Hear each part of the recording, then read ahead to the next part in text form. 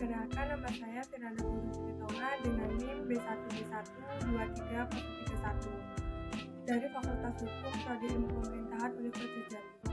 Baik, di sini saya akan menjelaskan tentang hubungan hukum dengan ilmu pemerintahan. Hukum merupakan produk dari kekuasaan.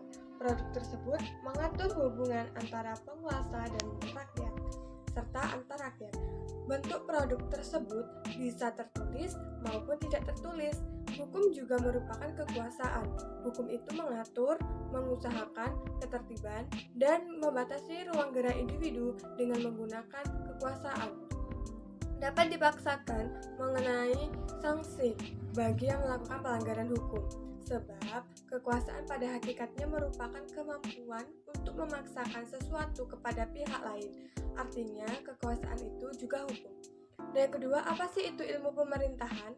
Ilmu pemerintahan mempelajari tentang manajemen atau pengelolaan organisasi publik, di antaranya lembaga legislatif, yudikatif, eksekutif, dan lembaga lainnya yang berfungsi dalam menjalankan fungsi negara yang diatur dalam undang-undang. Ilmu hukum sejak dulu erat kaitannya dengan ilmu pemerintahan karena mengatur dan melaksanakan undang-undang merupakan salah satu kewajiban negara yang penting.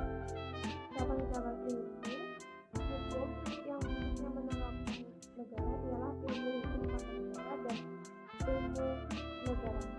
Yang kedua adalah analisis mengenai hukum serta hubungannya dengan negara mulai dikembangkan dalam abad ke-19, tetapi pada taraf itu terbatas pada penelitian mengenai negara-negara barat saja.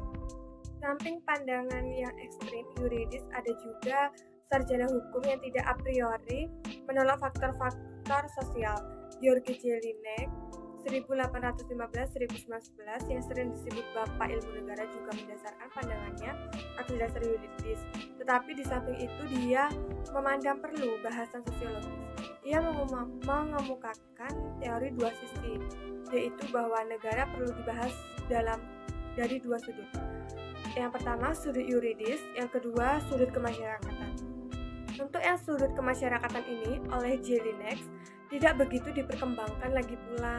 Pada masa itu, akhir abad ke-19, sosiologi masih sangat muda usianya dan pengaruhnya atas ilmu-ilmu pengetahuan lainnya masih sangat terbatas.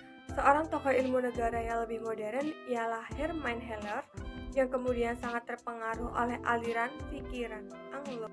Sekian yang dapat saya jelaskan, kurang dan lebihnya saya memohon maaf. Saya akhiri, wabillahi taufiq wal hidayah. Wassalamualaikum warahmatullahi wabarakatuh.